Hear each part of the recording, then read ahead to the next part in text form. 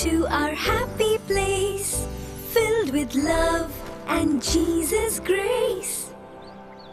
ஒரு அமைதியான கிராமத்தில் ஆரோன் என்ற நல்ல மனம் கொண்ட சிறுவன் வாழ்ந்து வந்தான்.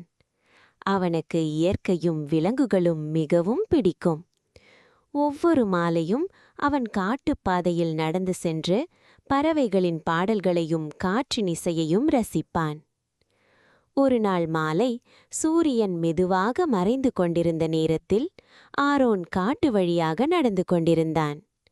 அப்போது அருகிலிருந்த ஆற்றங்கரையில் மெதுவான ஒரு சத்தம் கேட்டது. அவன் மெதுவாக அங்கே சென்றான். அங்கே ஒரு அழகான வெள்ளை குதிரை காயமடைந்து கிடந்தது.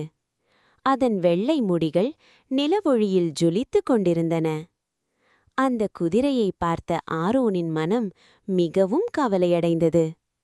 அவன் மெதுவாக குதிரையின் அருகில் அமர்ந்து அதன் காயத்தை சுத்தம் செய்தான். சிறிய துணியால் அதன் காலில் கட்டுப்போட்டான். அவன் அன்பாக கவனித்துக் கொண்டபோது குதிரையின் கண்களில் நன்றியுணர்வு தெரிந்தது. சிறிது நேரத்தில் ஒரு அதிசயம் நடந்தது. அந்த வெள்ளை குதிரை திடீரென்று பொன்னொளியில் ஜொலிக்கத் தொடங்கியது.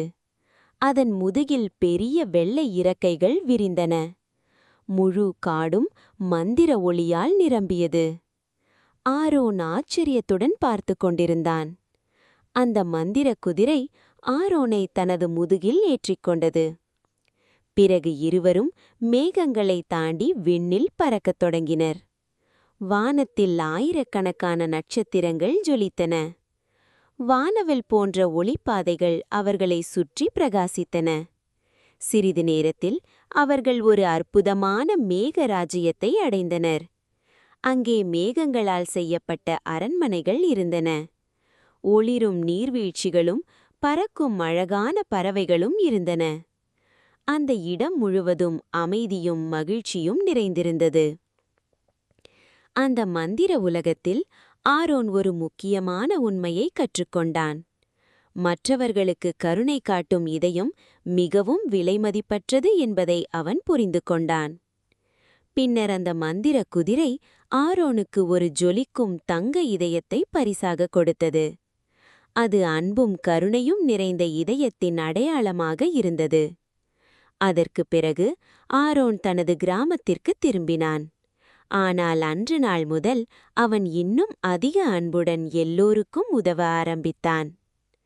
அன்பான குழந்தைகளே, இந்த கதை நமக்கு ஒரு அழகான உண்மையை கற்றுக் கொடுக்கிறது.